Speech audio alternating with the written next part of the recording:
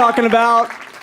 That's what I'm talking about. All right, without further ado, let's bring them out. The cast of Better Call Saul. There's Mr. Bob Odenkirk, Mr. Michael McKean, and Mr. Jonathan Banks, ladies and gentlemen, right there. Take a seat wherever you like. We're gonna take some questions from you guys in just a little bit because I know you'd love to ask them some questions. We're gonna show you some clips from the show. It's gonna be very cool. So we're gonna get into all that. But first, I'm gonna steal you guys for a little bit and talk to you about the show. And I think really when we first heard about this spinoff, I think the question a lot of us had, knowing this character, was what's the tone of the show gonna be? Because he's a goofy guy. He sort of came in almost as a little comic relief, and then sort of grew to a more fleshed out character. So how would you guys... Not that much more fleshed out. A little bit as it went on. But so how would you describe to people who haven't seen this, the tone of the First Better of Call all, Saul? everyone asked that question. Pretty much any question you have about the show was how we started, the same questions we all asked. But Vince and Peter, who created the show, Vince Gilligan and Peter Gould, talked to me about they would maybe make a half-hour comedy, And because the show is owned by Sony, they were like, maybe it won't even live on AMC. Maybe it'll be something that belongs somewhere else. But then as they developed the story and brainstormed, it became a show that belongs exactly where it belongs on AMC, and that is a drama at its core, but has has a comic tone. I mean, my character does not have a terminal illness, which is how Breaking Bad starts, and I have the only thing wrong with him is he doesn't know what he should be doing with himself, and he's some might say the law is a terminal illness. Yeah. To be a lawyer is he has that, whatever that disease is, but it's just lighter overall because there's not that darkness at the core, but then it's very dramatic, and Vince and Peter have a certain area they work in, and Vince is obviously very interested in transformation of a human being, a person becoming fundamentally different from what they are when you meet them, and how challenging that is for someone to do that. And so here we have a character, and he's transforming into something you've already seen. So that's kind of interesting. You're going to a point that we all know, sort of. And well, that's interesting. I mean, I don't know if I answered your question, but it is a lighter show than Breaking Bad. You sort of canceled the question. But eventually I will bring you your darkness. It's true, actually. Well, how is? I mean, you're not even playing Saul Goodman here. You're playing Jimmy McGill. You're playing Saul Goodman was James McGill. Right. He told Walter White that the first time he met him. But how is he different? How is he? We're seeing him at an earlier stage. We know. Yeah, I know. But really, everybody in their lives presents themselves to the people at their work. Wherever they're going, they present a version of themselves. And this guy is just... Have you ever seen Kiss? Oh, yeah. That's not who they really are. They weren't born that way with the makeup and the fire coming One is out? not a cat from the planet Mars. But maybe they should have been. No. Remember when they cleaned up for about 3 years? And everyone said, what the hell? You turned 45 and you stopped wearing makeup? Okay. Very affectionate about it. So, it's a persona, Saul Goodman. The Office is a facade. It's a bit of a show he's putting on to attract a certain clientele. But even in that, it's not who he really is. And it's true of I think, many people that they're a different person in their private life and with their family. And Michael plays my brother, so there's family relationship going on here, than they are to the public. So you just saw the slightest veneer of who this guy is in Saul Goodman. A lot of people really want to see, it'd be really fun to see once they heard that Jonathan was going to come back playing Mike. Well, we're going to see how these guys first got connected, how they first met up and formed this dysfunctional relationship. We are going to see that in the show. And in fact, we are going to see that right now. We're going to take a clip of that. And why do you think it's dysfunctional? Oh, I think it's perfect. He hates that word. Yeah. Let's look at this clip and see if you think it's dysfunctional. Check it out. Albuquerque, Yeah. New Mexico. Look at that sky. Wait a second. Beautiful sky. Let's hear it for the Suzuki Esteem. Yeah, sweet ride, man. Nice ride. Some killer wheels Wheels. you're rocking there. So much fun to drive. Bobby almost. I can't believe we still. What do we have? Three? Four, I or think you two? have 4 of them. One of them was And it- gutted and turned into a And I'm Just a surprised camera. any Right, of right. them made it through. If you ask him to drive the car from here to the wall, there was a screeching of brakes. There was a slamming of because things when going on. else in your life are you given a real car, not a go-kart, and there's the street is locked down, no one's allowed to drive, there's Kinda. stuntmen, there's security, there's nurses and doctors waiting nearby, and you're told to go from here to there. You're gonna gun it every fucking time. You're like, But "This you is had to great." gun that car to make it move at that's, all. And that's Bob's perception. The crew's perception was, Jesus Christ, he's in the car again. It's true. But come on. Imagine, they put you behind the wheel of a car. It's a little piece of shit. They've got 3 more of them, painted exactly the same. You have a place you're going to drive to that's very clearly defined. Everything is locked down. No one will ever walk in front of you. Yeah, that's nice, Bobby. It's fucking, you're gonna hit it every time. I promise you, I sat behind the wheel thinking, should I drive reasonably this time? No. You have to do that all the time. It's phony baloney movie stuff. Okay, I'm just making sure you're done. You want to talk about the car some more? I love it so much. You do. The car's a star, guys. Kind of like Benji. Remember Benji the dog? It's kind of like that kind of car. Yeah, we ran him over. Benji car. So Jonathan, how is Mike different? Doesn't seem that different right there from what we saw. Nope. Next question. Not at all, right? No, I mean, Mike has a hard edge. We've said this now. We've been doing a lot of interviews, guys, and it's hard to be original. Like you best. Yeah. Mike has a hard edge, and even in prequels, there can be a prequel within the prequel. So you're going to learn a lot about Mike. A lot about how Mike There's got some that way. amazing Mike material in here. Some incredibly heavy, dramatic stuff. I just said how this show is generally a lighter tone than Breaking Bad, but there's a sequence particular that's super heavy duty. that they brought in another actor for, and so he could do it. No, This guy. Apparently, This guy. I do it. Yeah. I could have used a better laugh than that, guys. I really could. You want to say it again? You want us to? No, yeah, that always works. Let's talk also about the other relationship we have here, which is not just the relationship between James and obviously Mike, but between him and his brother, Michael McKean, playing his older brother. Really interesting sibling dynamic here. Why don't we watch a clip first? Yes, we're going to show you another clip from Better Call Good. Saul. You Yeah. guys are so lucky to see this Rolling stuff. in Unbelievable. I want to see it. I know. We're going to watch the clip. Who knows? Maybe Jonathan's going to turn his chair around. We don't know what's going to happen. Not We're going for- to watch the clip, and then we'll talk about it. Only if I'm in it. That's All right, all. how about I that? want to see the rest I know. of it. I want to see the whole thing again. There's more to that, Fucking right? A. It doesn't Jesus. end there. Okay. No, we That's do. the We whole do show? go on. That's it. That's it. It's like a The webisode. whole first episode? It's like a Yeah. webisode. Yeah. There's almost a religious tone to that. That's just like your mother telling you should go to mass. You know, there are people out there that do. It really is. Has anyone in this audience ever been the more successful sibling of anyone?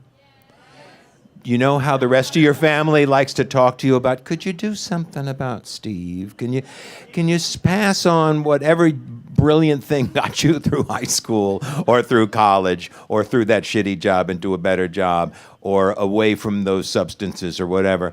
You know, you are the ones that your parents come to, and that's what Jimmy was to me. And is He that was, who you were, Michael? no, well, are I you don't a want to little talk about bitter that. about it? But there is that relationship in the world where there's one golden child who gets everything right and gets through law school at 23, and then there's this guy I have to keep bailing out of jail.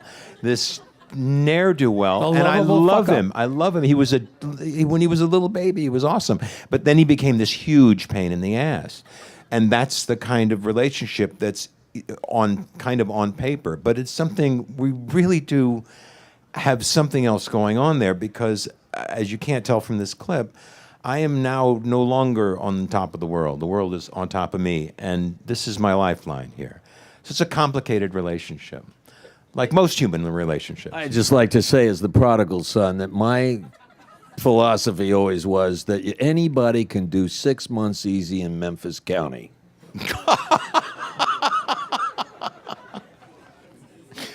My mother has that embroidered on the living room wall.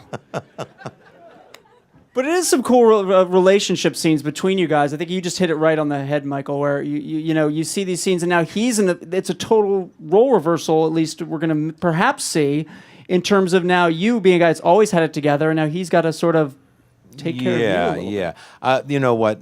There are no total role reversals, but this one is handled by many brilliant writers, but Peter and Vince. So everybody knows. Better start mentioning Tom Schnoz. Oh, we betcha. are going to Yeah. be in big trouble. We're insanely lucky as far as writing. The directors have all been phenomenal. Arthur Albert, our cinematographer, ridiculous. I mean, this is top drawer stuff. Very proud. A lot of Breaking Bad people working on this show. Crew, across the board, all the production people, and a lot of the writers, most of the writers. Yeah, and how much, as you have a lot of the Breaking Bad crew, obviously you're still in Albuquerque and you have some of the same characters, how much do you guys talk about, all right, we want to use these same locations maybe that people have seen before, we want to completely stay away from that stuff, or maybe an Easter egg here or there? We don't talk about it at all because it's all written in the script, but they clearly do talk about it. In one of the promos, you see a diner that appeared in Breaking Bad that I use as somewhat of an office. There's people who haven't seen Breaking Bad can enjoy this show and they won't be missing anything crucial to understand the story.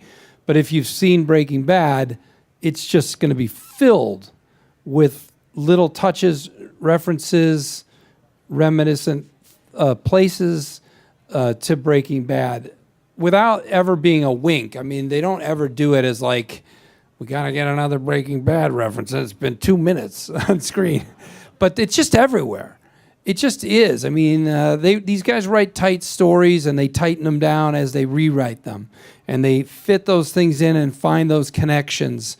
And so that story is just going to be, for people who've watched Breaking Bad, our little story, a kind of a side story, is going to be a richer story for it. It sounds like such a slam dunk role for you in the sense of, okay, we're going to break your character out off of what many people consider the best drama ever. You get to have this whole role. It's, your character. But it wasn't a slam dunk for you, was it? Because you've got family. Making the choice to do the job was, there's the intimidation of we're coming off maybe one of the best shows ever. And do you really want to try to extend any aspect of that and risk, I guess, bothering people's love for the original? I mean, I think they've made something so original here that you very quickly stop thinking about why or how it is similar or dissimilar. You just start to accept this for its own values and choices and merits. They hit the ground running with this show, Vince and Peter. And by doing that, I really believe, and you guys, I guess, will read or hear some feedback over time, but I think it throws you off. Have you seen episodes? You've seen three, right? First three. I mean, I think it really kind of disengages your ability to compare. You just stop. You got too much to pay attention to. It's like, if I'm going to enjoy this, I better just start watching it instead of asking myself, wait, is this like Breaking Bad or that less like Breaking Bad? Am I enjoying this? Yeah. That's what I keep asking myself. Honestly, and I've no idea. I really think it's disarming what they've written, which is a show with integrity and a complexity. But it's another story. Again, we lionize our writers, and the writers are so good. It's certainly not a. And I stand way on the outside in the beginning of this, and I watch what Bob's doing. I watch what Michael and Ray and Patrick and Michael Mondo are doing. But Bobby had a load, but it is an entirely. It's a different rhythm. It's a different story by really great writers, and I am a cheerleader, but you're in for a treat. You're in for a real treat. Well, anyways, I agree, and but I did have a hard time making the choice because when they did settle on Albuquerque, when they first started talking about it, they talked about maybe it'll be a half-hour sitcom kind of jokey thing, and shot in L.A. and he's got a different case every week, and could have been anything almost. At least that's how they present it to me. I think Vince is always thinking on a deeper level and kind of pretending like. I think there's a little bit of a... Reel you in? Yeah, it's a little bit of a, I don't know what I'm doing, man. I don't work hard. I don't know how to write. How do you spell words? Come on. It's a little bit like what you're doing, and he did have an idea for this show. He had a it wasn't just, let's just do something with Saul Goodman. He had the question of, how does somebody become that guy? Yeah. Who is the person behind the facade? That was what he had a hold of, and that kind of nagged at him. So anyways, I did have an issue with actually leaving my family. My family was great about it. I talked to my kids, and they both made me feel good about making the choice to go, and they handled it really well. So that was the biggest issue for me, was having to leave the family. But once fucking teenagers, they couldn't wait to get me out of the house. They were calling Vince behind my back. Mr. Gilligan, this is Nathan Odenkirk. Please write that show for my dad. It has to be set in Albuquerque. There's no way you could... Hour long, please. And my family, my wife said, you either get your sorry ass out of this house and take that job, or I'm going to cut you from chin to navel. So once we got past that, we got down there and got to work. And it's interesting because you said, Jonathan, how the show has a different rhythm, but you guys must have, I assume, some sort of working rhythm in the sense that a lot of the same crew, some same actors, same writers. But Michael, you're the newcomer in that sense. Did you feel like you had to sort of adapt to their rhythm at all? That maybe they had a working language that you had to sort of adapt to at all? No, because it was just an extremely efficient, extremely nice, extremely smart and funny crew, and it was like you step into that and you go. It's like a warm bath, and I've been doing this a long time. I mean, when you ask that question, I just want to point out that we had extra time for the first episode. That's right. And so we used that time to get acclimated and to rehearse. On sets and stuff. Which is a huge luxury, and it was a fabulous experience. Is there a time where you guys it could be this show or any other show, maybe sometimes there's a time when a show's clicking. It might not be right at the first point. It could be episode 6 or 8 of a show. It could be way later when you see it. Was there ever a point you guys can think of where you said, you know what, this is really working? Like I saw it on the page and I thought it'd be great, but now that I see it coming together. What you're talking about is something I did feel on Fargo, where we were really unsure of it, and then somewhere about 4 weeks in, you could feel everyone getting a little giddy about, this is really great fun and feels good. This show is so different from episode to episode. I think we all could respect and feel the integrity of the writing and the depth of the writing, and that was, but even I haven't taken this show in yet. There's more going on here, and what feels good to me is that some of the producers who've seen all the episodes are giddy, which is a great sign, because these are not giddy people, I promise you. And they also have said that every episode is a different vibe from the previous one. But I don't think it feels like a kitchen sink. It feels like a story that jumps through this prism of different, it's a little funnier, a little sadder, dark, just different. It's a great story, and Bobby underestimates himself. He had a workload like I have never seen any actor in film carry ever before. Saul's a mouthy character. Jimmy's a mouthy character. And so when you write to that character, you write vast monologues, one after another. And he's talking the whole time. Now, for me, I'm standing there, I'm thinking the ghosts are still out there, and ghosts that I love. You know, is Brian going to walk around the corner on the soundstage, Aaron and Anna and Dean and Betsy and RJ and Giancarlo Esposito? And for me, it was around the third show that I was watching what was going on, and I thought, oh, this is good. This is pretty good. And then, you know, you're involved in something. You're not so quick to say something is good. But we saw the premiere, and I looked, and Bobby was sitting in front of me, and I thought, oh, my God, this is really good. So, Mr. Here. Odenkirk. Well, we'll see. Let's let you guys I did judge. see. I saw, I- and you're gonna like it. Listen. I want to say in regards to this.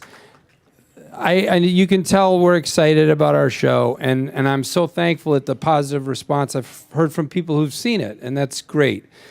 Yeah, but people have been very upbeat and willing to consider this, the possibility that we made something worthwhile here, and I really appreciate it. And I think that I promise you that Vince Gilligan and Peter Gould made this with utter honesty and their best effort. I think we have a few questions now. All right, Bob, you've worked in TV for a while now, and now that like the whole 2 medium of it, years. well, haven't you written for like SNL and a bunch of shows Yeah, back then? yes. Well, now that the whole 30 thing's years. a while. Somewhere in between there. But now with the whole like landscape of TV changing with like Netflix, YouTube, and the whole internet thing, is there anything you think can like keep TV relevant, especially with shows like this? I think TV's never been more relevant. I think it's been said for years now, it's a golden age. It really is. These are amazing shows. What was that show you were telling me about, Michael? Oh, The Fall. Does everybody know Fall? The Fall? Yes. Holy shit. Gillian Anderson. We watched the Feels like last I- episode last night, and Feels like I we're hear dizzy. about We've an been dizzy all amazing day. show. Yeah. Oh, it's awesome. Yeah. But I mean, the real difference is that there's TV that you can watch all in a swallow. You can do all that binging and catching up thing. But there's also something about when the network says you can see this show now. Because then, as far as this is what I was hearing last time I was with a bunch of suits. And they were saying that's really, it's that water cooler Monday morning thing that you don't really get with the binge watching, you know? So I think it'll stay relevant in that way. Stinginess and cowardice will keep it going. But no, as far as the networks go, they're doing fine with The Biggest Loser. They're doing fine with, The Bachelor. I mean, they don't worry about it. There will always be TV. But there's great stuff happening everywhere. I really think it's as good as it's ever been in my life. Yeah. And there's more sketch shows, too, which makes me happy. Yes. So Bob, did you wish that you were on the last episode of Breaking Bad? Maybe help out Walter White in some way? Wouldn't it have been nice? He needed help. And yet, No, did. I don't know. He did.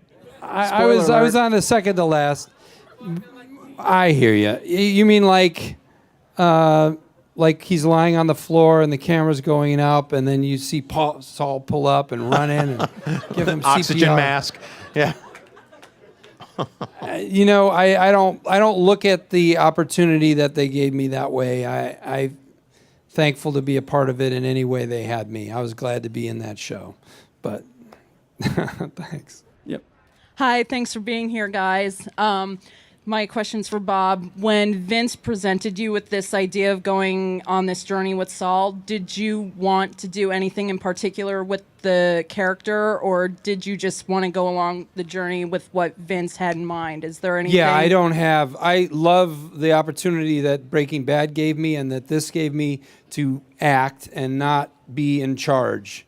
It's it frees you up and you can commit to the part in the moment, and you don't have to think about the choices that were made that got you there, or I feel no responsibility for guiding the story. I only need to play this guy each time, I'm playing the scene and nothing more. I don't have to worry about any other aspect of this show. And it's been great, and it's made me a better actor. So I wanted to keep that up. So I told Peter and Vince, I don't have anything to say, but the one thing I did say was, from my point of view, and you can do whatever you want, I think you should beat the living shit out of this guy, because I think he's really funny and fun to watch when he's in pain or in trouble. And I meant it, and I said it more than once, and then I guess they agreed, because when I was down there getting the shit kicked out of me, I was like, oh yeah, remember when I said that? Right. Okay. All right. Me get back on my knees in the desert. They really took that to heart, which I'm glad they did. It is fun. He is funny, fun to watch when he's in a hot spot. Are you guys using a lot of like weird camera angles, like in Breaking Bad, Yeah, like on shovels and Bulletproof stuff? cameras. This kid sounds like Much he's from fatter than California, regular though. I mean, you have yet to use the word dude. You sound like one of my kids. Like, hey, man. I knew. That's why I gravitated toward you. They've made very cool choices with the filmmaking, but it's different from Breaking Bad.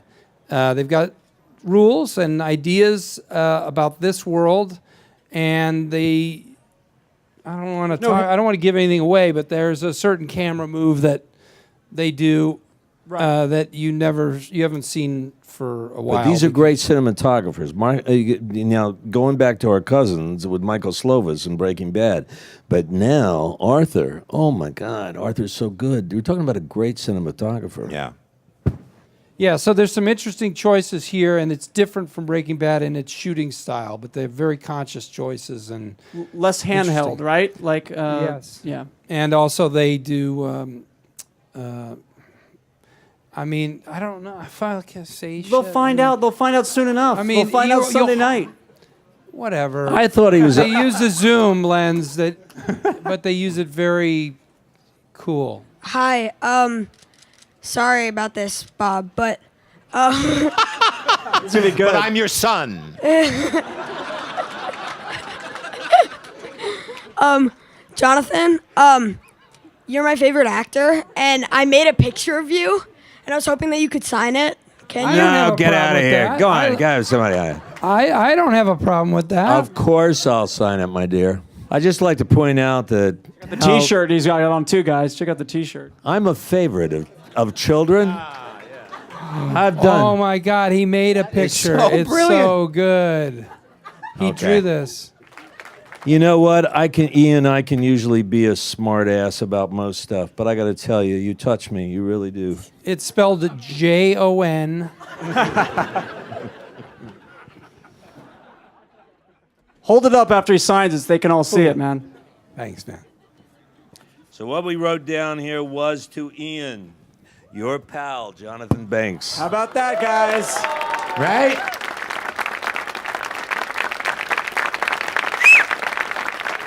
So Ian, I'm your favorite actor. I got to tell you something. You're my favorite kid. Thank you so much. All right. Well, you can't top that, ladies No. and gentlemen.